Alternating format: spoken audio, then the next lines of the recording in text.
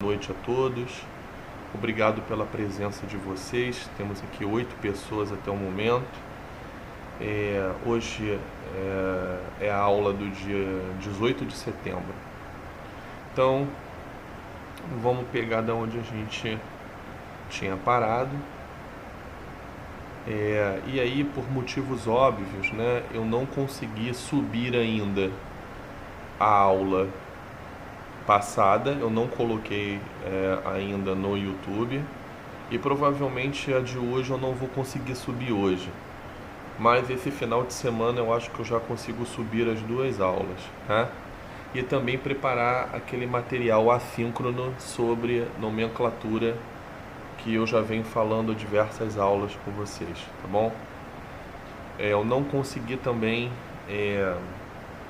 identificar quais eram as aulas que estavam falando de nomenclatura. Eu também vou falar isso do material assíncrono, tá? Que tá lá no AVA1, tá separado.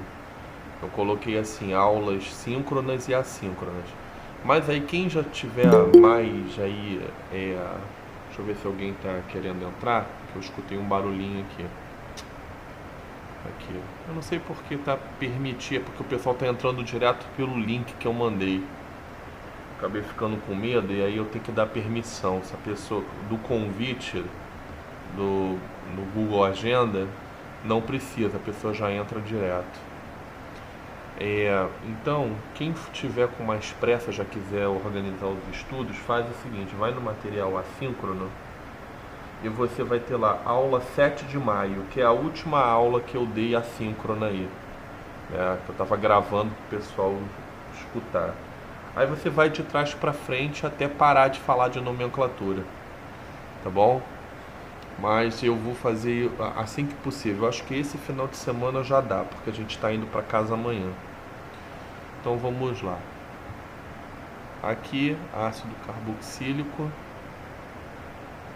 A gente estava falando de funções e algumas especificidades, né? A última função que a gente viu foi, as últimas 2 foram aldeído e cetona. E aí eu expliquei para vocês que começou a aparecer as funções carboniladas, né? O que seria uma função carbonilada? É uma função onde você tem um carbono duplamente ligado a um oxigênio.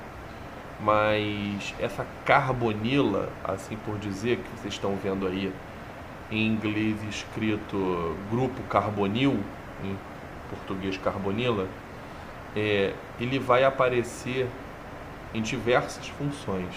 Ele vai aparecer em aldeído, cetona, e vai aparecer em ácidos carboxílicos e alguns de seus derivados. Isso daí está dentre as principais funções. Existem outras funções com carbonila, professor, que o senhor não vai tocar? Sim, existem, mas aí é mais uma situação de química orgânica avançada e não vem muito ao caso, tá? Então, aldeído e cetona a gente já tinha comentado, e aí eu só faço uma observação que num aldeído você tem que ter pelo menos um hidrogênio aldeídico. E o que é o hidrogênio aldeídico? É aquele hidrogênio que você vai encontrar ligado diretamente ao carbono da carbonila. Ah, Leandro, eu estou vendo aqui do lado uma função, não é, onde tem aí 2 hidrogênios ligados à mesma carbonila. Então ele acaba não sendo um aldeído? Não, é um aldeído, tá? Só que esse aldeído ele vai apresentar 2 hidrogênios aldeídicos, tá bom? Mas não deixa de ser, então tem que ter pelo menos um. E aí o que acontece? Olha só. Não, pode ficar à vontade. É que acabou de entrar a enfermeira aqui, eu estou dando uma aula online, mas você fica à vontade. Então, como vocês estão vendo aqui, né? Então aqui, olha só. Perdão, passei demais. Como vocês estão vendo aqui, olha, 2 hidrogênios, mas aqui um só, né? Então não deixa de ser um aldeído, né? porque só tem um hidrogênio. Na verdade, a, a regra, não é você ter pelo menos um. Aí vai falar sobre nomenclatura e tudo mais, tá? Eu já falei um pouco sobre a reatividade, dá uma olhadinha na aula passada. E olha só, uma cetona, você tem que ter pelo menos 2 grupos alquílicos ou arílicos ligados à carbonila. O que é um grupo arílico, professor? Se eu tivesse um anel benzênico, por exemplo, ligado aqui ou aqui, seria uma cetona mesmo assim, professor? Seria uma cetona, não tem problema nenhum. Ó, por exemplo, vou tentar colocar aqui. Tá dando um tiltzinho aqui, eu não sei o porquê, agora foi.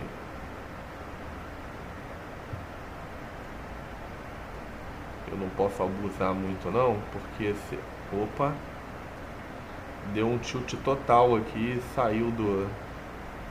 Peraí que tem gente até, tinha gente até querendo entrar, deu um tilt total aqui e saiu do PowerPoint. Vamos voltar.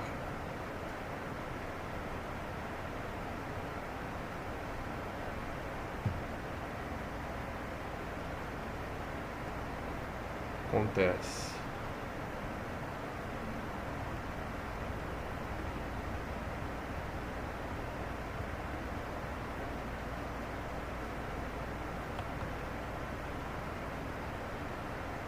Aqui, ó.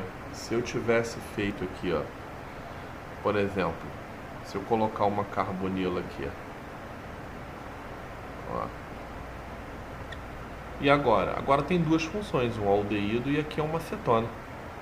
Pode ter 2 funções? Claro que pode ter inúmeras funções numa mesma molécula, né?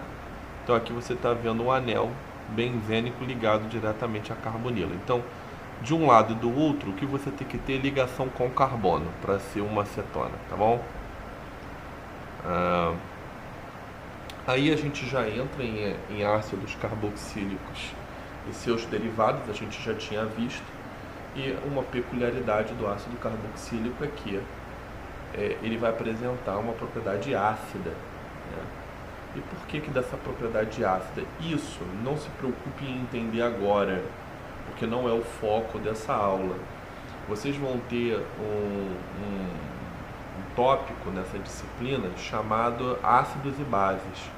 E naturalmente esses ácidos e bases são voltados para substâncias orgânicas com propriedades ácido-básica, né? Ou ácido ou básica, ou os dois. Então, os ácidos carboxílicos eles vão ter pelo menos um hidrogênio ionizável, que é esse ligado ao oxigênio, que faz parte da hidroxila, né, da função ácido carboxílico, que é essa função aqui que está em rosa. Estão vendo aqui em rosa. Então você vai ter uma carbonila e a ela você tem uma hidroxila. Esse é um ácido carboxílico. E aí eu falei para vocês que eles fazem ligação de hidrogênio entre si. Geralmente, olha só o que acontece, olha. Você vai ter, eu vou fazer uma carbonila aqui. Ó, você tem uma carbonila aqui, aí você tem o oxigênio, né? E aí você tem aqui o hidrogênio aqui. Aí esse hidrogênio ele vai estar fazendo ligação de hidrogênio com a carbonila de uma outra molécula. Vou ver se dá para eu desenhar aqui. Uma outra molécula. Ó, de ácido carboxílico, correto? Que vai estar fazendo ligação de hidrogênio com a carbonila desse próprio ácido carboxílico. Então o que a gente tem aqui é um dímero. A gente tem uma situação, eu só desenhei mal, tá? O desenho não é bem assim, mas a ideia é essa. A posição que os grupos estão. E você vai ter a formação de um dímero.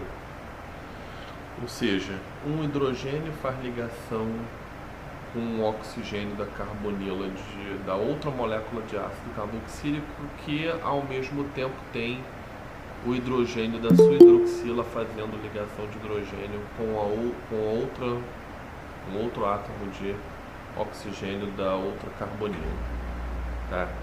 Então isso daqui é uma propriedade dos ácidos carboxílicos, vocês vão ver isso sair mais propriamente dito quando vocês verem espectroscopia de infravermelho. Geralmente quando o professor está falando de ácido carboxílico, ele fala a respeito desse dímero e a característica ácida dele, né? Como vocês estão vendo, essa carbonila, ela vai ter sempre, olha só, peraí que eu estou desenhando aqui, eu estou numa posição ruim, não está me favorecendo muito, mas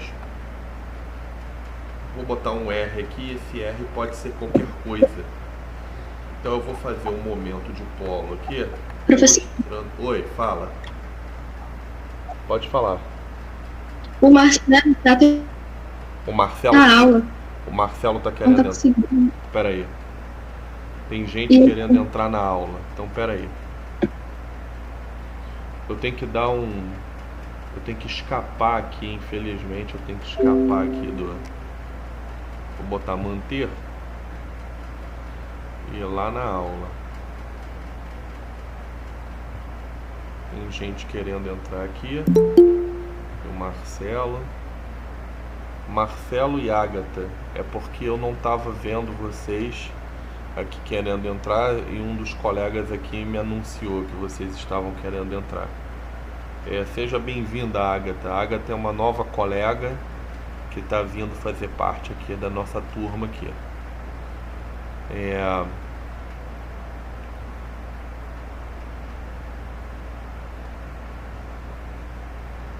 Então, a gente tem um momento de polo. Deixa eu botar novamente aqui. Ó, o oxigênio parcialmente negativo e o carbono parcialmente positivo. Gente, isso a gente vai encontrar em qualquer substância carbonilada, seja aldeído de cetona, ácido carboxílico ou os derivados de ácido carboxílico. Você vai sempre encontrar essa situação aqui. É claro que quando eu tenho ácido carboxílico, eu tenho o oxigênio também aqui, não é? Tentando retirar a densidade eletrônica desse carbono. Então eu vou ter uma resultante mais ou menos assim, tá? Mas isso não deixa, isso aqui é uma resultante do momento de polo, mas isso não quer dizer que esse oxigênio não esteja parcialmente negativo. Ele vai estar igualmente a esse aqui da hidroxila. E se esses dois estão igualmente retirando elétrons desse carbono, ele só pode estar parcialmente positivo, tá? E aí, naturalmente, se você tiver uma substância que eu já ensinei para vocês, que é chamada de nucleófilo, depois a gente vai ver melhor o que é um nucleófilo. É uma substância que tem pelo menos um par de elétrons disponível para fazer uma ligação química, seja neutra ou seja carregada. Então esse nucleófilo eu estou botando neutro, ele pode vir aqui e atacar esse carbono aqui. Não está atacando a carga parcialmente positiva não, está atacando o carbono mesmo. É porque eu desenhei a carga aqui e ficou mal desenhado aí, tá bom? É o carbono que é atacado. E aí, não se preocupe em entender por hora reatividade, tá? Por quê? Porque essas reatividades vocês vão ver muito bem no curso de Química Orgânica 2. Então aqui eu só estou preparando o terreno para mostrar para você, não é? Para você já ter alguma noção quando você chegar lá, tá? Então assim, reatividade de compostos, a grande maioria vocês vão ver na Química Orgânica 2. A Química Orgânica 1 ela só prepara o terreno, o alicerce. E claro, constrói conceitos muito importantes.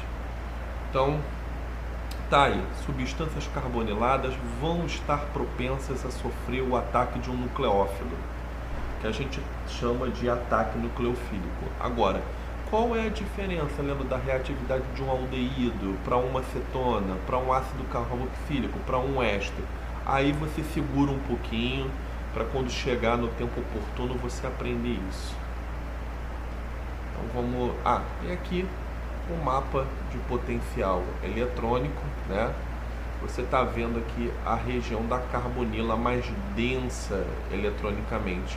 Por que aqui está mais do que esse oxigênio? Porque aqui o oxigênio está duplamente ligado. Então você consegue imaginar que dessa forma o oxigênio vai ter a capacidade de polarizar mais a ligação, né, dupla para o seu núcleo, comparado à polarização dessa ligação sigma, carbono-oxigênio, né? Mas também é polarizada para o oxigênio. Tanto é que você não está vendo uma região azulada aqui, sim, intermediária aí, né? Um amarelo esverdeado aqui. E o hidrogênio e a metila, esse sim mais pobre, devido ao que a gente chama de efeito indutivo. Né? O que é o efeito indutivo? A gente vai ver isso melhor lá em interações intermoleculares. Esse efeito indutivo é um átomo tentando compensar no outro. Estou positivo, tiro a densidade eletrônica do que está do lado. E aí o do lado, tiro o que está mais à frente. Só que, naturalmente, ao passo que você vai andando na cadeia, esses efeitos vão ficando cada vez mais fracos, até você chegar a um ponto em que o átomo de carbono não vai conseguir tanto polarizar a ligação com aquele outro que está à frente. Então ele vai perdendo potência conforme você vai andando na cadeia, tá bom? A gente vai ver isso melhor. Então tá aí a apresentação do ácido carboxílico. E os derivados são os ésteres. Cadê? Peraí que passou demais.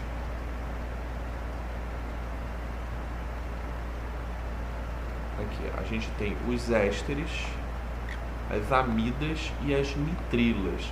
A nitrila não tem uma carbonila propriamente dita, mas ésteres e amidas são derivados de ácido carboxílico. Está faltando um aí ainda, não sei porque que eu não coloquei, que são os anidridos. A gente vai ver aqui também. Está faltando o anidrido aí nessa brincadeira, e está faltando os cloretos de ácidos, que também são derivados de ácidos carboxílicos. Aqui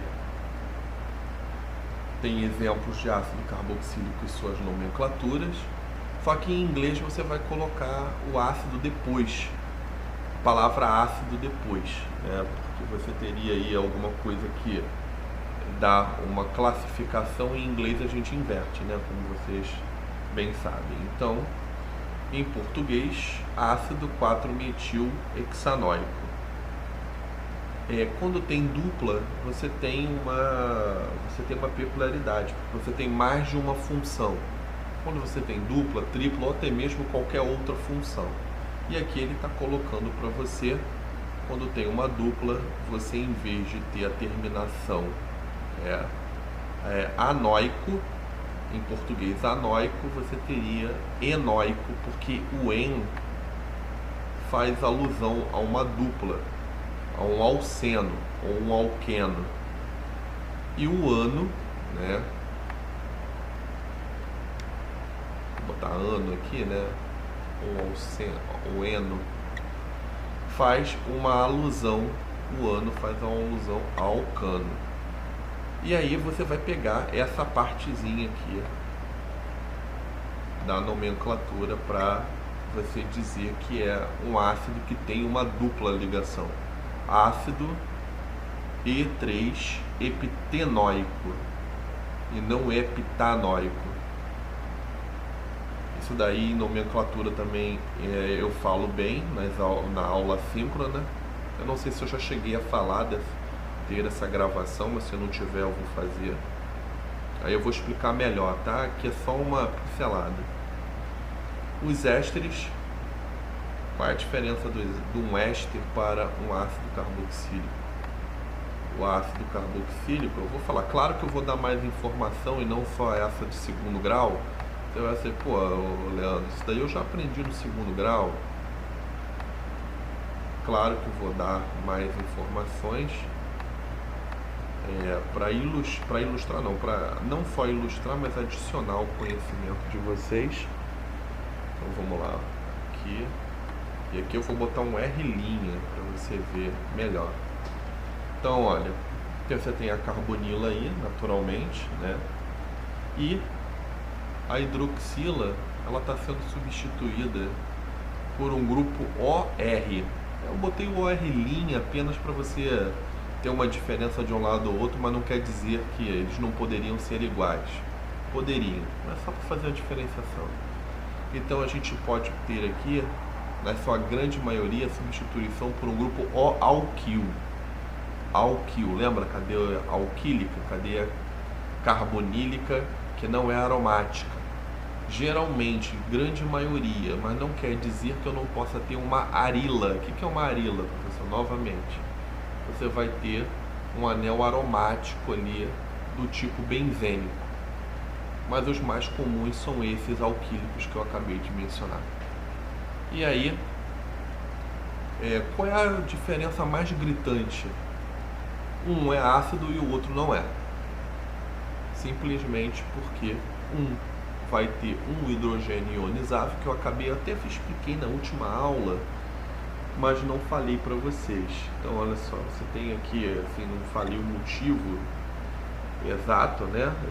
Comentei para agora para vocês, que vocês vão ver isso em ácido e base, mas ele perde esse hidrogênio aqui, ó. Esse hidrogênio aqui, ele é ionizado. E quando ele é ionizado, o que você vai ter é o seguinte: a carbonila com um O. Eu vou fazer os pares de elétrons só para vocês verem como é que ele vai ficar, ó, com uma carga negativa e o hidrogênio aqui ionizado. A gente geralmente coloca escrito assim, mas na prática mesmo, o hidrogênio, que esse aí a gente chama de próton, ele não vai estar voando. Ah, tá lá um próton voando, né? Não, geralmente é o solvente, né? Então a gente coloca assim, ó, eu vou colocar geralmente os livros mais avançado que eu digo é melhorzinho de química orgânica, ele vai trazer alguma coisa assim para você, né? Então o solvente é que vai capturar esse próton, tá bom? Se for água, como é que ele vai ficar? Vai ficar H3O+, se for a água que for o solvente que capturar esse próton. Tá? Então você tem o ácido carboxílico na água. Vamos colocar um exemplo prático, né? O ácido acético, que é do vinagre. Então você, quando compra o vinagre, você tem ali pelo menos 4% de ácido acético. Aí, esse ácido acético, você vai ter aqui esse R aqui, ó, igual a metila. Aí é o ácido acético. O acético é um apelido, é o ácido etanóico. Então você vai ter na água, você vai ter essa carbonila ionizada, solvatada pela água, um monte de moléculas de água aqui em volta, e o solvente que vai reagir mesmo com esse próton e vai formar, não é? Se for a água, vai formar uma outra espécie química mesmo, tá? Que também vai estar solvatada pela água. Solvatar é fazer aquela rede de moléculas em volta para dissolver, tá bom? O porquê que ele é ácido, vamos esperar quando a gente chegar na parte de ácido e base, tá? Para eu explicar o porquê que ele tem essa característica. O éster já não vai ter isso. Por quê? Porque ele não tem hidrogênio ionizável. O que é hidrogênio ionizável? É aquele hidrogênio que é passivo de se tornar um próton, né? Se abstraído. Em outras palavras, ser abstraído na forma de um próton. Porque quando o solvente ataca ele aqui, ele está sendo abstraído. Só que eu não fiz o passo a passo, tá? O passo a passo, ó, eu teria que botar solvente aqui, ó. E aí o passo a passo reacional é esse aqui, ó. Ele está atacando esse próton, tá vendo? E aí esse par de elétrons que está fazendo a ligação química, né? Eu retiraria isso daqui, deixa eu ver a borracha aqui. Borracha. Legal, né, essa borrachinha, né? Pra gente fazer. E aí, ó, o par de elétrons vem para o oxigênio. É assim que se representa, tá, meus caros alunos? Tá bom? Eu estou fazendo alguns esquemas assim meio à mão livre, meio sem se preocupar muito aí ainda com formalismos, né? Então, essa é a principal diferença. Vocês vão ver vários exemplos de éster ao decorrer da vida acadêmica de vocês. E aí, olha, a forma geral já está mostrada aqui, né? Que eu tinha desenhado. E essa forma aqui não difere muito dessa, só não está explicitando essa ligação. E essa aqui é a forma mais contraída, onde você não tem uma fórmula estrutural espacial. Aqui é uma fórmula estrutural condensada, você não tem uma noção muito bem de como é que estão os átomos no espaço. Claro que essas duas primeiras é que vão te dar essa noção. E embaixo ele está colocando o acetato de etila, muito utilizado por químicos orgânicos em laboratório de síntese orgânica, para fazer reações químicas, mas sobretudo para realizar processos de extração e purificação. Então, esse éster chamado acetato de etila, ele é controlado pela polícia, justamente para que não seja utilizado para síntese de substâncias ilícitas.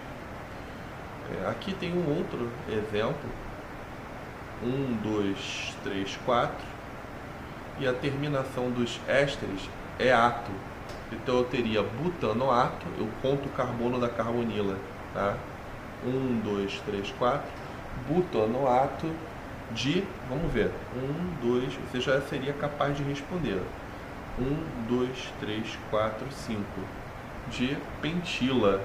Ou, se você quiser ser mais ainda cuidadoso, você vai botar butanoato de N em itálico, tracinho, pentila.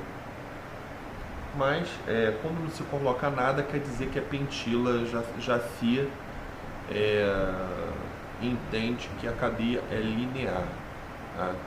Poderia ter outras situações parecidas lá com aqueles grupos que a gente viu com butano, e essa cadeia não ser linear. Por exemplo, se eu tivesse tirado aqui, ó, tira aqui essa metila daqui, não tem mais aqui, coloca ela aqui. Quantos carbonos? 1, 2, 3, 4, 5. Continua sendo 5, né? Eu tirei esse carbono aqui, continua sendo 5. Mas qual é a nomenclatura?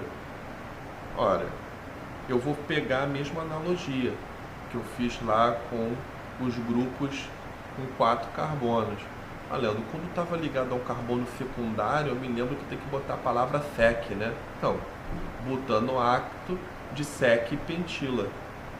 Sec porque está ligado a um carbono secundário, 1, 2 carbonos. Eu falei que para cá não conta nada, se bem que aqui nem carbono então não teria que contar mesmo. E você vai ter também aí certas similaridades, tá bom? Mas aí isso tudo vai estar na parte de nomenclatura. Oi. Pode falar aí. Não entendi aquela nomenclatura ali, não. Tá. A última nomenclatura. Então, Qual é a cadeia principal? então, o que acontece? Quando você tem uma cadeia linear, vai ser pentila, né? Porque você tira pentano e você coloca a terminação il ou ila. Né? Eu falei para vocês que em português é mais confortável você falar butanoato de pentila do que butanoato de pentil. Então termina com ila. Se você muda aqui a posição desse carbono aqui para cá, você não tem mais uma cadeia linear. agora você tem um carbono ligado, quer dizer, o oxigênio ligado ao carbono secundário. Aí você conta 1, 2, 3, 4, 5. É uma pentila. E aí como é que eu digo que está ligado nesse carbono secundário? Caraca, tinha aí. Entendeu? Eu digo sec-pentila. Ou ainda tem outra forma. Eu poderia dizer butanoato de 2-pentila.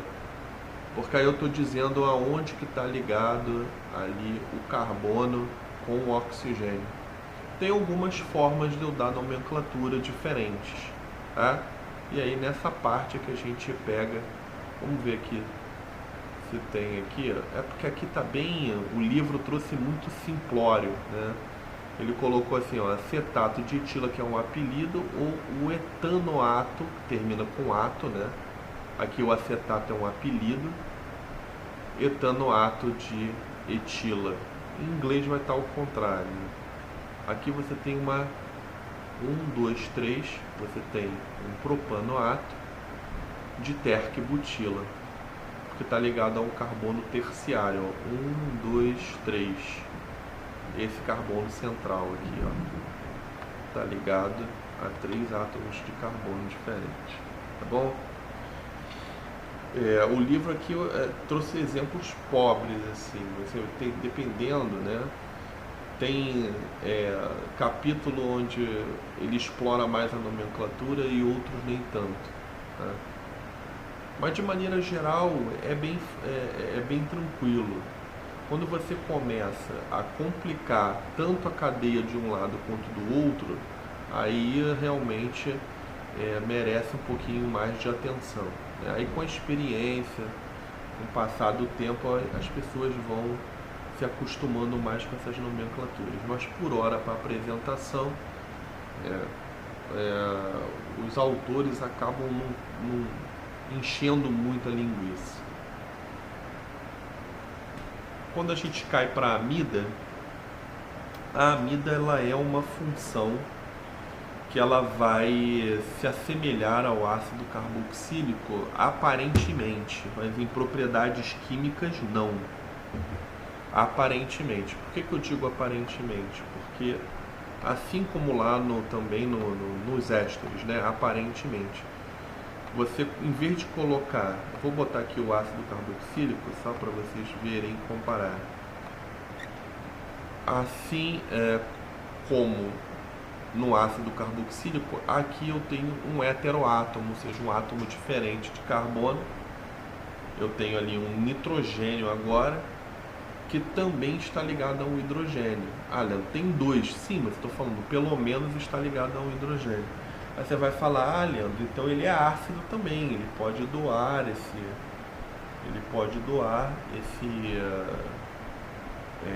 hidrogênio, né? E isso daí vai ser ácido. Aí eu digo para você, não vai ser ácido. As amidas não são ácidas. Ela não tem essa propriedade de doar esse hidrogênio aí, não é, na forma de próton. E aí tem tudo a ver com a estabilização depois da carga negativa, assim como eu mostrei aqui, ó, quando você tem aqui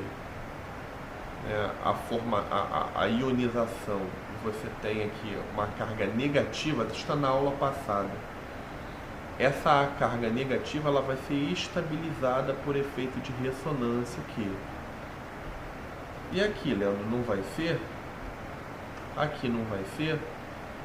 Até seria, se você tivesse a carga negativa aqui, até seria. Mas o que acontece? O nitrogênio, ele não tem aí uma capacidade tão alta assim, comparado ao oxigênio, para comportar uma carga negativa. O oxigênio é mais eletronegativo que o nitrogênio. É pouca diferença. O nitrogênio, a eletronegatividade dele é 3 pela tabela de Linus Pauling. Pela tabela de Linus Pauling, o oxigênio é 3,5. Então, assim, não é uma distância tão gritante, mas já é o suficiente para fazer com que essa amida, não é, se você retirasse esse hidrogênio, ele ficasse com uma carga negativa, ainda que deslocalizar-se com o oxigênio da carbonila, ainda assim ela previne a saída desse hidrogênio como um próton. Ou seja, o nitrogênio ele não vai comportar tão bem uma carga, não falei também não, é tão logo, não sei, ele não vai comportar de uma maneira tão eficiente, vamos colocar assim, quanto se fosse um oxigênio. Mas aí lá em ácido base você vai ver isso melhor. Então, de fato, não tem característica ácida, esses hidrogênios não vão ser passíveis de serem retirados na forma de próton. E aí você pode ter uma amida. Veja que não é amina. Amina é quando eu não tenho carbonila. Se eu tiver uma carbonila adjacente ao átomo de nitrogênio, ou seja, ligado ao átomo de nitrogênio, eu vou ter uma amida, um D de dado. E aí você vai ter alguns padrões de substituição. Você vai ter ela não substituída, que é o que está dizendo aqui. Você vai ter ela monossubstituída. Ah, Leandro, por que você está falando que é monossubstituída aqui? Se ela tem duas substituições. Não, na verdade tem uma só, porque a função amida é isso tudo que está azulzinho. Então já é a função amida, então eu não vou contar a carbonila como um substituinte. Eu só vou contar como substituinte tudo aquilo que fizer às vezes de um hidrogênio, ou seja, estiver ligado no lugar de um hidrogênio. Então aqui é monossubstituído e aqui é dissubstituído. Na nomenclatura, olha só que legal, para a gente não se confundir, você diz aonde que esse grupo está ligado.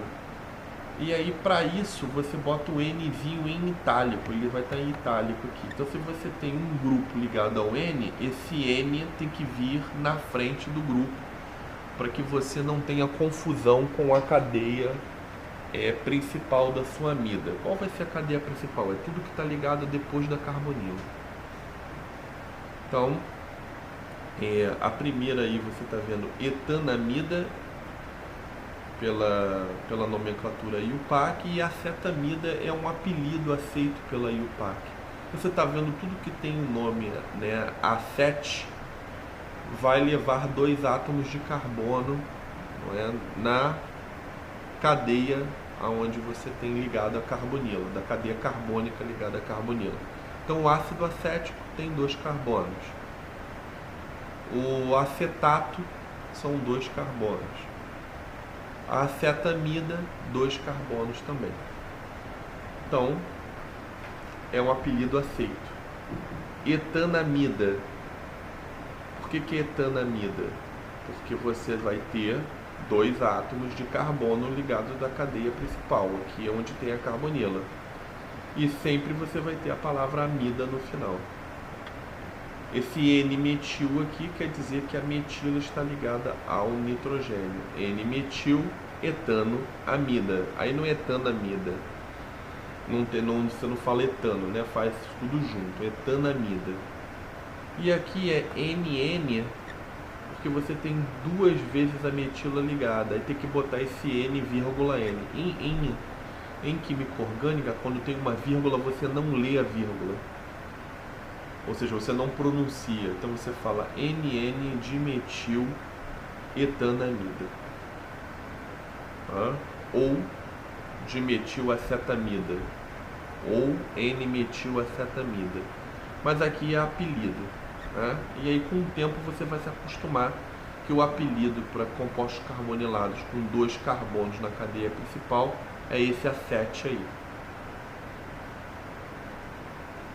Novamente, essa carbonila é passível de um ataque de um nucleófilo, professor? Sim. Mas a gente depois vai ver que nas amidas, elas são a função menos propensa a esse ataque. Então o que eu estou falando? Possível é, só não é tão fácil de se fazer. Comparado ao ácido carboxílico, comparado ao éster. Com a amida, você tem que que aplicar condições mais energéticas para que isso aconteça. Você vai me perguntar, por que, professor? Segura porque você está construindo ainda os conceitos de química orgânica. Para o futuro você vai entender direitinho isso daí, tá bom? E as nitrilas, propriamente dita, elas não têm carbonila. Por que então você está colocando aí? Porque ela vai vir derivada de um ácido carboxílico. Ela vai poder ser obtida a partir de um ácido carboxílico. E é como assim de um ácido carboxílico, professor? Na verdade, ela é obtida a partir de uma amida. E a amida não é um derivado do ácido carboxílico? É um derivado direto. Então, se ele é o derivado do derivado, ele acaba sendo derivado do ácido carboxílico. Você está botando mais etapas, né? Quando eu falo o seguinte, esse composto deriva de tal composto.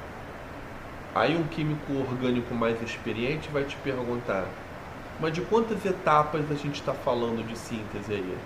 Eu estou falando de uma etapa só, uma interconversão. O que é interconversão? É você ir diretamente ao outro produto. Aí eu chego para você e falo o seguinte, não, mas naquele outro caso não é uma etapa só não. Tem pelo menos umas 2, 3. O que não vai desclassificar ser derivado de alguma coisa. Você só está usando mais etapas. Então a nitrila também vai vir o nome nitrila no final. E aí você vai contar o número de carbonos que essa nitrila tem. E aí tem que ter um cuidado, porque ele está mostrando aqui para você que o principal carbono aqui é o carbono da nitrila, é o carbono número 1, e ele é contado.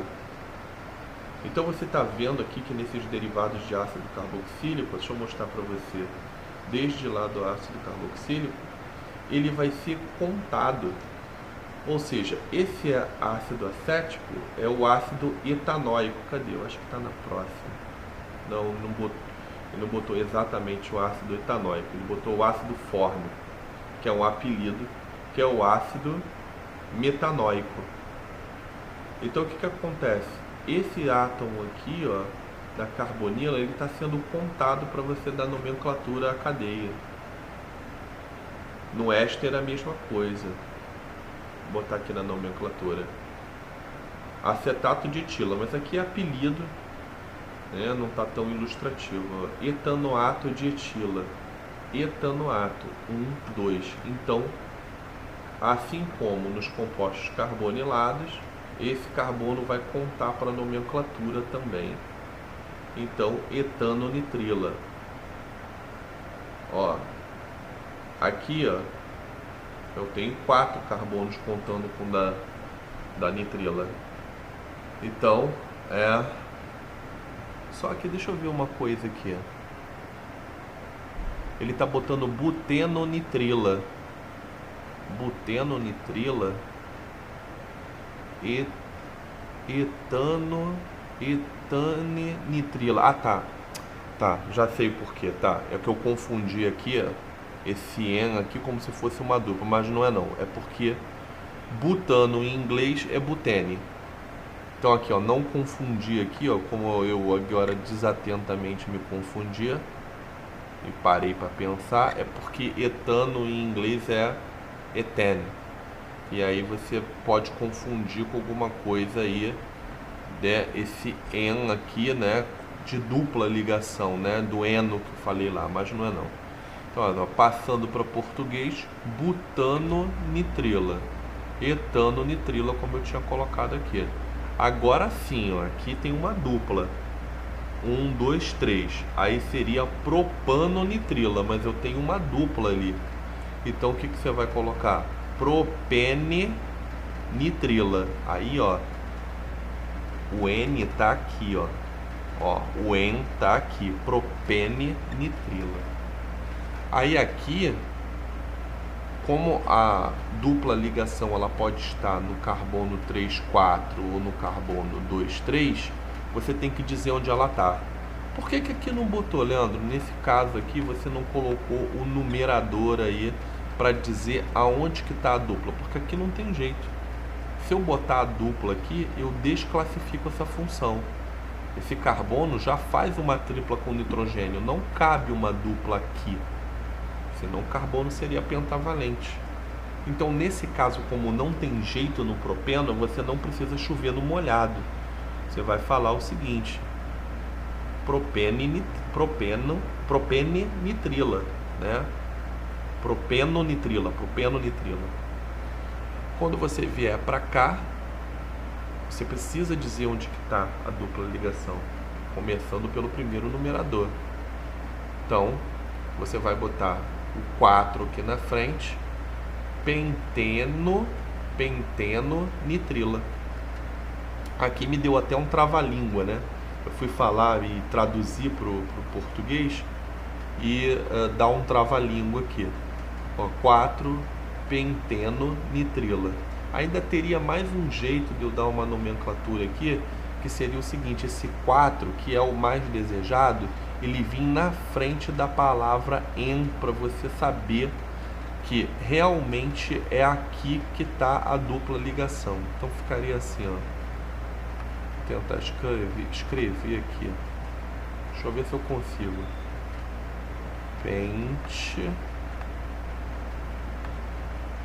Aí você tem que botar o 4 aqui. O en vai estar aqui, ó, para dizer que o 4 tá ligado, né? Tá dizendo que é essa dupla ligação aqui. Então eu tenho um pente 4eno, ou seja, um penteno com a dupla no carbono 4. Só que é uma nitrila. Aí você bota a palavra nitrila depois. O N saiu feio aqui. Nitrila. Também é uma forma de dar nomenclatura. Deixa eu ver se tem algum exemplo aqui. Não tem. Aí eu teria que falar nas aulas assíncronas melhor disso daí, tá bom? Não vou falar daqui também, senão a gente vai perder tempo. Vou falar na aula assíncrona, que não está pronta ainda. E aí você vai entender bem melhor essa situação do localizador.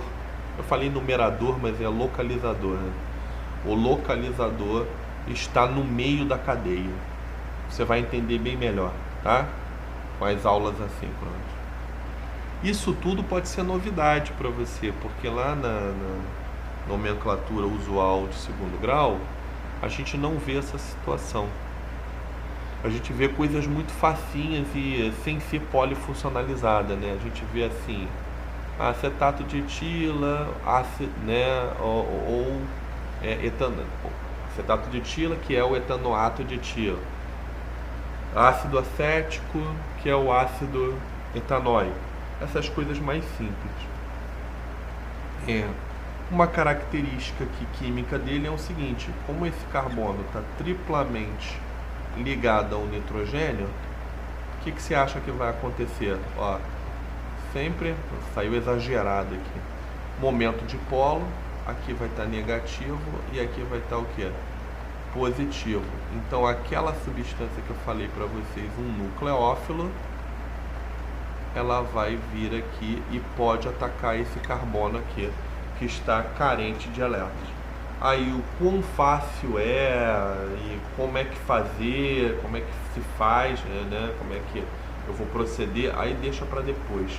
Então estou mostrando para vocês essas peculiaridades. Carbono com déficit eletrônico vai ser passivo de ser atacado por um nucleófilo. Quando eu uso a palavra passivo, quer dizer o seguinte, que ele tem a possibilidade de sofrer e não que vai sofrer. Ele é um potencial candidato a sofrer, mas não quer dizer 100% que ele vai sofrer. Vai depender das condições, vai depender da força do nucleófilo que eu estou utilizando, ou seja, uma série de coisas. Aqui você vai ter um conjunto de funcionalidades e mostrando para vocês aqui um pouco também de nomenclatura. E aí, infelizmente, eu não sei se eu resolvi isso. Que chato. Deixa eu ver aqui só uma coisa. Não colocou cloreto de ácido, nem o livro não veio tratando especificamente ali de cloretos de ácido e de anidrido. Tá? Na aula síncrona eu faço um adendo disso, para colocar mais essas duas funções no repertório de vocês e trazer para vocês aí a nomenclatura por alto assim dessas funções também. São outros 2 derivados de ácido carboxílico que não estão contemplados aqui. Então você está vendo aqui, olha, aldeído de cetona, como a gente já foi uma das primeiras, né? E aqui ele botou aqui, o que ele botou? Importantes famílias de compostos orgânicos. Então, tá botando os principaisões assim, sabe? Botou, não sei porque que ele fez isso aqui, ó. Ah, tá, já entendi. Ele colocou aqui as aminas primeiro, tá? Colocou as aminas primeiro. E aqui ele colocou já todas as funções carboniladas, né? É claro que a gente viu outras funções, né? A gente viu o alceno, a gente viu o alcino, a gente viu o álcool, a gente viu aletos de alquila e de arila. Não estão todas as funcionalidades aqui, não estão todas, mas aqui há o grupo mais importante. Então, carbonilados, vocês estão vendo aqui, né? Carbonilados ganha aí um destaque alto, né? E aqui a nitrila tá pegando a carona aí, porque é um derivado de ácido carboxílico.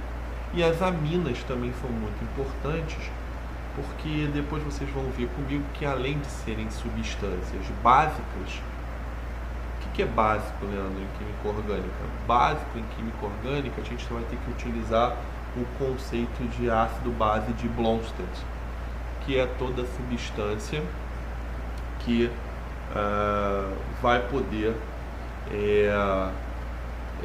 capturar aí um próton, né, em um determinado meio. Não precisa ser o meio aquoso. Aquoso é quando eu estou tratando da teoria de Arrhenius. E o Bronsted ele vai dizer isso, que uma base de Bronsted é toda aquela base que consegue capturar um próton, independente do meio. E a de Lewis é um pouco mais abrangente. A teoria de Lewis, que a gente vai ver isso tudo mais lá para frente, diz que uma base de Lewis é toda aquela substância com um par de elétrons disponível para ser doado a um centro eletrofílico. A gente vai ver isso com mais cuidado para frente. Então as aminas elas vão aparecer aí devido a essa importância, por serem básicas e também por em alguns casos serem nucleofílicas. Eu gostaria de fazer uma observação nesse ponto, que talvez a sua cabeça esteja um pouco confusa. Você vai me falar, pô, Leandro, mas o livro me apresenta assim, o livro vai te apresentar assim. Então, como é que eu posso te explicar? Digamos que você tivesse que saber um tudo para você conseguir compreender essas coisas que o livro fala. É como se você, aluno, tivesse que já ter um grande conhecimento em química orgânica, ou pelo menos mediano, para você entender por que uma amina é importante, por que uma substância carbonilada vai ser bastante importante, que ele não botou todas as funções, né? Então, com o tempo você vai amadurecer. E aí, por hora, não tem muito jeito. Você tem que acreditar em mim. Eu vou falar para você, ó, são funções importantes. O Leandro falou que todos os compostos carbonilados aí merecem um destaque. As aminas aí, ele até deu uma justificativa, porque são substâncias com ali um caráter, né, básico, e básico é toda aquela, em química orgânica vai ser toda aquela substância capaz de capturar um próton, independente do meio. Isso aqui é básico, e não gerar OH. Lá em química analítica você tem muito essa questão do OH, né, de gerar OH, E aí sim a substância básica, mas esse daí é o conceito ácido básico de Arrhenius. Foi um dos primeiros conceitos ácido-base, né, criados. Existem outros conceitos ácido-base também, que a gente vai aprender na aula sobre isso. Então, enfim, tá aí as principais funcionalidades. Então a gente passou por todas elas, eu falei bastante sobre elas, eu falei sobre algumas características sobre elas, e já com essas informações você já vai ser capaz de entender muita coisa mesmo. E aqui propriamente a gente entra aí em forças intermoleculares. Então assim, estou falando de força intermolecular aqui, eu nem sei se eu vou tratar de intramolecular. A intra está meio que perdida, não foi assim tão abordada, mas eu vou falar, eu vou explicar para vocês. Então, forças intermoleculares, também conhecidas como forças de Van der Waals, e como o próprio nome diz, a gente vai ter forças intermoléculas, né? Moléculas diferentes. Diferente que eu quero dizer não é a mesma espécie, né? Não é a mesma entidade, ou seja, eu preciso de um grupo daquela mesma entidade ou de entidades diferentes para elas interagirem entre si. Então aqui o primeiro exemplo ele mostra para você aqui, né, o seguinte, ó, 3 principais forças. Força do tipo dipolo-dipolo. O que é um dipolo? Primeiro a gente precisa entender o que é um dipolo, para depois entender o que é uma força dipolo-dipolo. Bom, entender o que é um dipolo é muito fácil. É aquela molécula que tem a tendência a ter diferenças de densidade eletrônica na sua superfície. E isso de alguma maneira a gente já viu, né? Quando eu ensinei para vocês o conceito lá de momento dipolo, esse momento dipolo nada mais é que uma grandeza vetorial que se predispõe a imaginar qual é o sentido de maior densidade eletrônica, para onde que flui, assim por dizer, a maior densidade eletrônica de uma determinada molécula, deixando uma porção mais rica e a outra porção mais pobre em elétrons. Então, você está vendo na carbonila aqui de cetona, como está mostrado aqui, o mapa de potencial eletrostático e o oxigênio mais denso eletronicamente e o carbono mais pobre. Eu não vou explicar de novo, isso daí a gente já bateu bastante. Se você fizer aí imaginar a grandeza vetorial do momento dipolo, você vai ver o porquê que aqui está parcialmente negativo e aqui parcialmente positivo. Então nessa molécula eu tenho propriamente um dipolo. Eu não preciso ter cargas formais para que haja um dipolo. Basta apenas ter uma diferença de densidade eletrônica. Se eu tiver carga formal, eu tenho dipolo também, professor? Tem dipolo também. A carga formal, sobretudo uma carga formal, você vai gerar um dipolo, né? numa determinada molécula, você vai ter também a formação, tá? Mas aqui eu estou falando que não é uma obrigatoriedade. E aí o que você vai ver? As moléculas começam a se orientar.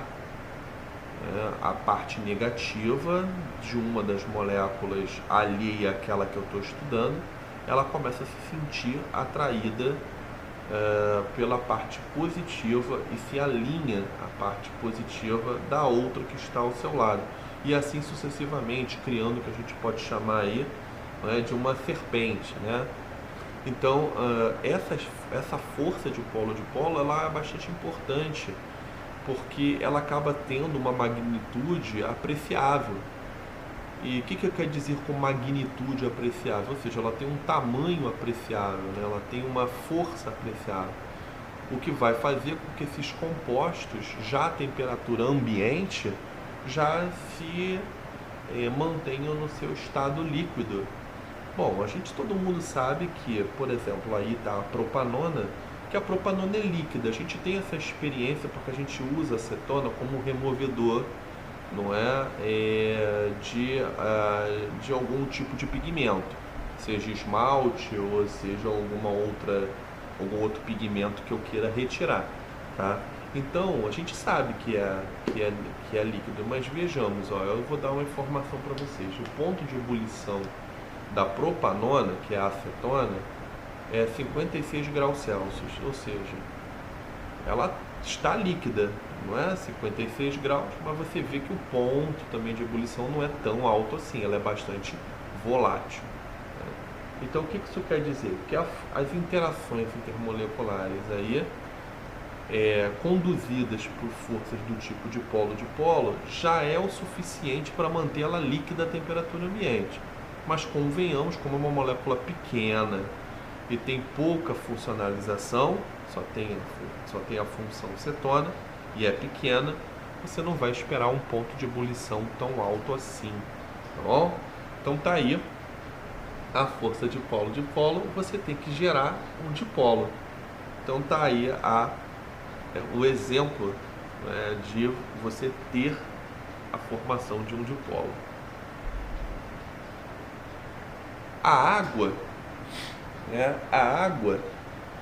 ela é uma geradora de dipolo também? É uma geradora de dipolo. Aí eu vou ter essas forças ali, Leandro, do tipo dipolo-dipolo, vou ter também as forças do tipo dipolo-dipolo. Por que eu vou ter? Ora, porque se você tiver a água, se você for imaginar, ó, para onde que está a resultante? A gente já viu. Quem não souber, vai lá na aula de vetores, vetores não, de momento dipolo, onde eu uso vetores, mostro que é uma grandeza vetorial, que você vai entender. Então tá aqui, né? Então aqui vai estar parcialmente negativo e aqui esses hidrogênios parcialmente positivo. Eu posso ter um alinhamento dessas moléculas também, parecido lá com o que eu tinha lá na minha propanona. Mas não é o carro-chefe o dipolo aí para a água, a principal interação. A principal interação vai ser a ligação de hidrogênio. Então a ligação de hidrogênio, gente, é uma das forças de Van der Waals mais importantes que a gente possa imaginar, porque ela acaba ditando várias propriedades físico-químicas de uma determinada substância. Vamos pegar a água mesmo como um exemplo bastante peculiar. A água é um dos poucos líquidos que, ao congelar, aumenta de volume. Ora, se eu for imaginar que quando eu diminuo a temperatura, a energia cinética de qualquer substância diminui, porque a energia cinética ela é dependente da temperatura, ou seja, ela é termodinâmica. Se você diminui a energia cinética, ou seja, a velocidade dessas moléculas, né, você tem menos choques, você tem ali um espaço entre essas moléculas mais tolerável. Então você precisa, quer dizer, um espaço menor mais tolerável. Não é um espaço mais tolerável, né? Recolocando, um espaço menor mais tolerável. Então você espera que haja uma contração e na água há uma expansão. E essa expansão ela é devido à propriedade que a água tem de fazer as ligações de hidrogênio, que neste caso vão precisar de um espaço maior para interagir com uma molécula e outra comparado ao estado líquido. Tá? Então é uma peculiaridade que a água tem. Além disso, por ela ter essas ligações de hidrogênio sendo feitas de maneira veemente uma com a outra, você vai ter o que a gente chama de uma alta interação entre as moléculas. E essa alta interação entre essas moléculas vai permitir que a água tenha um ponto de ebulição relativamente alto. 100 graus Celsius não é pouco não para uma molécula tamanho, né, comparado ao da água. Então você está vendo aqui, ó, o ponto de ebulição, né, da água, do ácido fluorídrico já cai para 19. E aqui da amônia, que é bem parecida com a água, que já vai para menos 33,4. Por que isso daí não é, acaba sendo, né, tão notório assim? Bom, na água você vai poder criar essa verdadeira malha de interações intermoleculares, ou seja, o oxigênio interage com o hidrogênio de uma molécula e com o hidrogênio de outra molécula, cada um com um par de elétrons, né? O par de elétrons aqui do oxigênio com uma molécula alheia, mas claro que interagindo com o hidrogênio dessa molécula alheia, e o outro par com uma outra molécula, a não ser essa aqui que eu apontei. E o hidrogênio dessa daqui interagindo com o oxigênio de uma outra molécula. Então você cria uma verdadeira teia de interações intermoleculares. Mas não é só isso. A força da ligação de hidrogênio tem a ver com a polarização de ligação. Então vamos lá, senão você não vai entender o porquê da diferença desses pontos aí de ebulição. O oxigênio, ele tem eletronegatividade igual a 3,5. O hidrogênio, 2,1. Então 3,5 menos 2,1 dá 1,4.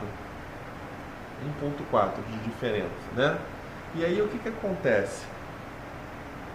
Como o oxigênio é bastante eletronegativo, ele vai polarizar bastante essa ligação. Perdão, eu quero dizer essa daqui, porque é um oxigênio ligado diretamente mesmo, ligação covalente aqui. Aqui, o pontilhado aqui é a interação, tá? Então, abstrai isso que eu mostrei aqui. É aqui.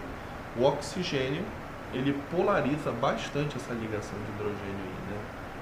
E aí, o que vai acontecer? Esse hidrogênio aqui fica com um déficit eletrônico bastante alto. Se ele está com déficit eletrônico bastante alto, ele está muito propenso a fazer uma interação, não é, por ligação de hidrogênio com esse outro oxigênio, numa magnitude bastante alta, ou seja, a força dessa ligação de hidrogênio é grande. Então quando eu falo assim, os compostos fazem ligação de hidrogênio quando você tem hidrogênio ligado a heteroátomo, que é o caso aqui, né? Hidrogênio ligado a heteroátomo, e ele interage com um outro bastante eletronegativo, que é o que está acontecendo aqui. Mas qual é a magnitude? A magnitude vai depender, não é, do quão propenso esse hidrogênio é para fazer essa nova ligação de hidrogênio com uma outra molécula. E a outra molécula também, o átomo tem que estar bastante propenso a fazer a interação com esse hidrogênio. Então essa polarização de ligação vai deixar o hidrogênio muito pouco, com uma densidade eletrônica muito diminuta, deixando bastante propenso a fazer ligação de hidrogênio com oxigênio e numa magnitude alta. Então dizer que faz ligação de hidrogênio, a gente tem que pensar na magnitude também. Vamos para o ácido fluorídrico. O ácido fluorídrico, o flúor, ele tem a diferença de eletronegatividade igual a 4. Igual a 4. 4 menos 2,1 dá 1,9. Daí é mais forte do que a polarização ali na molécula da água. Mas você vai ter o que? Uma rede mais limitada, porque aqui você só tem um hidrogênio para fazer ligação de hidrogênio com o outro átomo eletronegativo da outra molécula. Na água você tem dois para se encaixar. É como se fosse peças de Lego, né? Na peça de Lego, não sei quem já brincou com Lego aqui, se você pegar lá um bloco lá, não é, com um bloco com 6 dentinhos, e encaixar um no outro é muito mais difícil de você tirar do que aquela pecinha com 2 dentinhos só, né? Então, fazendo essa analogia, você vai ver que aqui a água, embora seja um pouco menor, essa polarização da ligação hidrogênio-oxigênio vai deixar a magnitude dessa ligação de hidrogênio menor com o outro oxigênio, mas ela ganha na rede, na malha criada. E a amônia, embora tenha 3 hidrogênios, você já tem um nitrogênio aí com uma eletronegatividade igual a 3 e já é o suficiente para dar uma perda bastante significativa, né? Ó, 3 para 2,1 é 0,9, né? A diferença de eletronegatividade já é o suficiente para essa interação de hidrogênio. Ainda que ela exista, ela vai existir, professor, vai existir, mas numa magnitude muito menor comparada da água. Então, você tem o ponto de ebulição, ó, 133 graus, não é 134, vamos colocar assim, de diferença, né? Entre o ponto de ebulição da água e o da amônia, porque eu estou somando 33, né, a 100, né? Estou somando 33 a 100. Então, naturalmente você vê aí que não só a organização com a malha que é gerada, mas a intensidade dessa ligação de hidrogênio, que é uma interação. O nome é ligação, mas é uma interação, tá? O nome é ligação de hidrogênio, mas é uma interação. E uma interação a gente representa por pontinhos, por isso que vocês estão vendo esses pontinhos. E é natural a gente também imaginar que a parte que é deficiente em elétrons, que vai ser o hidrogênio todos esses 3 casos, ela vai interagir com a parte rica em elétrons da outra molécula. Leandro, pode ter interação intermolecular com moléculas diferentes? Sim, pode sim. Não sei se vai estar mostrado aqui. Ó, aqui, ó, nós temos a nossa cadeia de DNA. Naturalmente ele está mostrando aqui, ó, como se fosse uma espinha dorsal aqui do DNA, né, um backbone. Então você tem aqui toda uma cadeia de DNA e aqui desse lado toda uma outra cadeia de DNA. Deixa eu só ver aqui se a minha esposa também está se sentindo mal. Não, ela está bem, só está se virando aqui na cama. Então o que acontece? Olha, você quer que levante aqui? Espera aí, gente, que eu vou aqui abaixar aqui o encosto da cama dela. Só um minutinho. Tá bom? Mais? Aí? Mais? Tá bom? É que a cama aqui tem um controle remoto que a gente abaixa, né? Levanta. Então vamos lá. Aí, ó, você tá vendo aqui, ó, uma cadeia, uma fita e a outra fita do DNA. Ah, Leandro, mas eu não sei ainda, eu não conheço ainda, coisa e tal. Bom, isso daí as pessoas deveriam ter visto no 2º grau. Cadeia de DNA, coisa e tal. E aí eu vou falar para vocês, as fitas, a fita 3 e a fita 5, não sei se vocês vão estar familiarizados com isso, mas digamos, as 2 fitas do DNA, elas são unidas entre si por ligações de hidrogênio, mas eu acho que esse conhecimento vocês já devem ter. E aí, naturalmente, a gente pode ter moléculas diferentes, como é o caso aqui, ó. E aí você vai ter, ó, uma porção aqui, ó, uma carbonila interagindo com essa amina, né, com essa porção amina, e esse nitrogênio aqui, ó, ele interagindo com esse nitrogênio de amida também.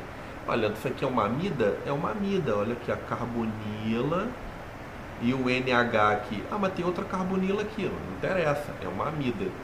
Bom, então tá aí.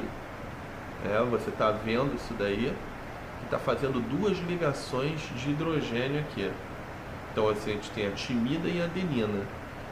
Quando você tem a citosina e a guanina, são 3 ligações de hidrogênio que são feitas, olha. A carbonila com esse hidrogênio ligado à amina, tipo uma amina, que aqui não é bem uma amina, né? Aqui eu também falei amina, mas é como se fosse tipo. Por quê? Porque aqui eu tenho outro átomo de nitrogênio, então aí começa a cair dentro de funcionalidades um pouco mais avançadas que a gente dá até apelidos e tudo mais. Então, olha só, mas é como se fosse, tá? Aí aqui, olha, esse nitrogênio interagindo com esse nitrogênio aqui, né? E esse outro hidrogênio interagindo com o carbonilo. O que eles guardam entre si? Vocês estão vendo que todos os hidrogênios, com a tracinha que está feita a ligação covalente, né? Todos os hidrogênios estão ligados a átomo eletronegativo, ou seja, todos estão ligados a nitrogênio. E quando eles vão fazer a interação, que está pontilhada em rosa, eles também estão fazendo com átomos eletronegativos, certo?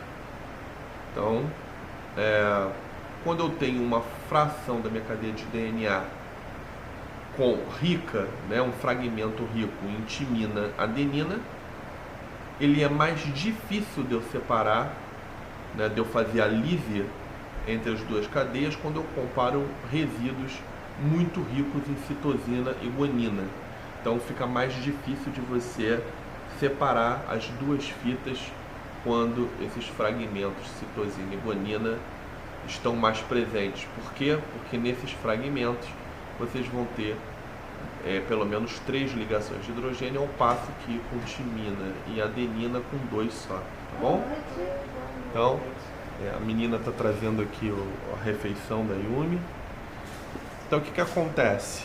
Olha, aqui, olha, vocês vão ter um álcool. Que o nome dela é Jaqueline Yumi. Aí, olha só, aqui vocês têm um álcool, né? Um CH2CH3 interagindo com outro álcool, né?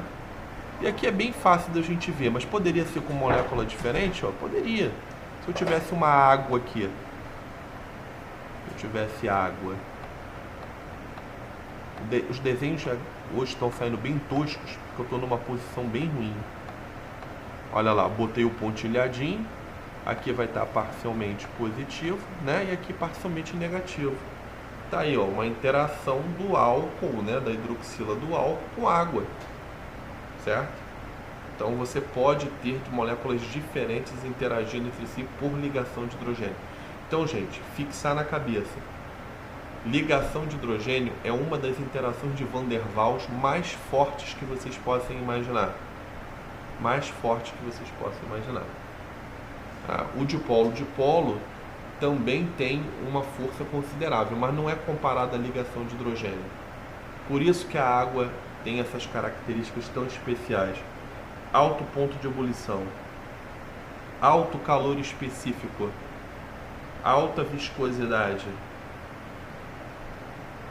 Tudo isso, essas propriedades físico-químicas estão intrinsecamente correlacionadas principalmente a esse tipo de interação. Tá?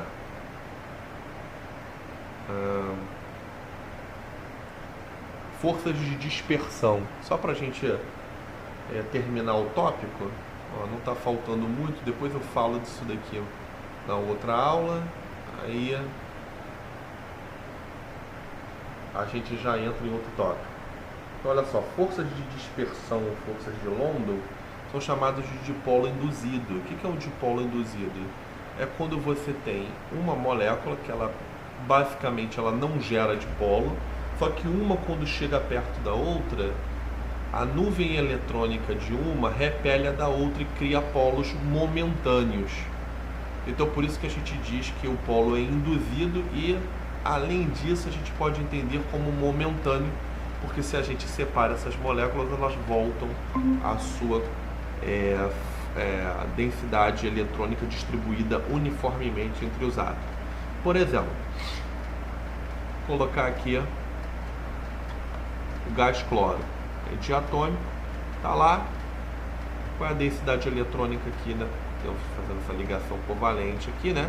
A densidade eletrônica está igualmente dispersa entre os dois átomos. Se eu coloco as duas moléculas uma do lado da outra, eu posso entender o seguinte, que uma vai repelir a outra. E aí, ó, se eu imaginar que essa daqui, quando chega perto dessa, né, essa nuvem eletrônica vai sentir a presença dessa, o que acontece? Eu empurro a densidade eletrônica para o outro lado. Então aqui começa a ficar mais rico em elétrons, e aqui começa a ficar mais pobre em elétrons. Porque essa nuvem aqui começa a sentir essa daqui. E empurra para cá, empurra a densidade eletrônica para o outro lado. Tá? E aqui vai estar positivo, porque vai ter uma outra molécula aqui fazendo o mesmo, correto? E você cria uma verdadeira malha, não é? De maneira geral, a gente não vai dizer que é carga, né? Que a gente vai dizer que é o quê? Parcialmente negativo e parcialmente positivo. Então eu vou botar o sinal de parcial. Então a molécula de cloro sozinha vai estar distribuída igualmente. Com outras moléculas do lado, e assim a gente imagina, a gente vai ter uma molécula de cloro, né? A gente vai ter a formação de dipolos, tá? Esses dipolos induzidos. Isso vai acontecer para hidrocarbonetos também. 1, 2, 3, 4, 5, 6. 1, 2, 3, 4, 5, 6. E eu vou imaginar o seguinte, ó. Positivo, positivo, positivo, positivo. Que era para ser um positivo. E aqui, negativo, negativo, negativo, negativo, negativo. Aqui em cima, negativo, negativo, negativo, negativo, mas tudo parcial, tá? E aqui, positivo, positivo, positivo. E aí você, quanto mais carbono você tiver, concorda comigo? Quanto mais carbono você tiver, mais dessas interações você vai ter. Por isso que vocês tinham lá os alcanos com maior cadeia, tendendo a serem ou líquidos ou já sólidos à temperatura ambiente.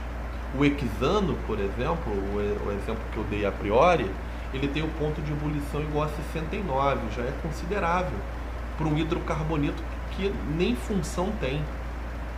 Se você já pega decano, já é sólido. Se eu pegar o metano, o etano e o propano, até mesmo o butano, eles são gasosos. Por quê? Porque não tem a temperatura ambiente, tá? 25 graus. Você não tem aqui o tamanho da cadeia o suficientemente grande para que essas interações elas sejam fortes o suficiente para manter essas moléculas juntas. Essas interações mantêm as moléculas juntas. Todas essas que eu acabei de falar para vocês, certo? Então essas forças de London, de polo induzido, são forças fracas. Mas se a cadeia é grande, acaba compensando, entenderam? Se eu tiver cadeias ramificadas, o que acontece se eu tiver cadeia ramificada? Se eu tiver cadeia ramificada, o que vai acontecer é você dificultar essas interações. Você vai dificultar essas interações. E aí, vamos contar. 1, 2, 3, 4, 5, 6, 7. Então seria o heptano. Para elas se interagirem entre si comparado ao heptano, 1, 2, 3, 4, 5, 6, 7, o heptano vai ter maior ponto de ebulição comparado a essa molécula com o mesmo número de carbonos. Porque essa daqui é ramificada e dificulta essas interações por ter essas ramificações. Certo? Olha só, gente. A minha esposa está precisando aqui que eu dê uma assistência para ela. A gente já tem 1h26. Eu falei já do dipolo e aqui é um quadrinho que eu faço o resumo. Eu não quero entrar nesse quadrinho. Eu vou fazer o seguinte, eu vou interromper a aula por hoje, que eu acho que já tá bom. Vou abrir o espaço aqui para vocês fazerem perguntas. Aguenta só um segundinho. A gente fazer as perguntinhas e aí a gente se vê na quarta-feira ou se vocês tiverem dúvida por e-mail. Deixa eu fazer a interrupção aqui da aula.